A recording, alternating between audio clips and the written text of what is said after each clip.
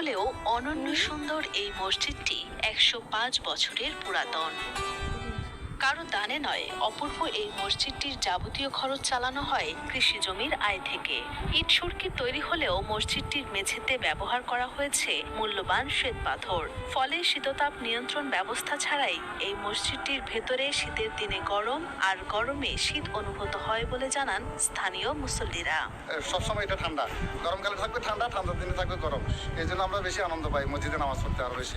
চট্টগ্রামের মিরসরাইয়ের পূর্ব মিঠানালা সবুজের গালিচায় মোড়ানো এক নিভৃত গ্রাম, আর তার মাঝেই দাঁড়িয়ে আছে এক অনন্য স্থাপত্য, যেন সময়ের পরত জমে তৈরি হয়েছে এক শিল্পকর্ম।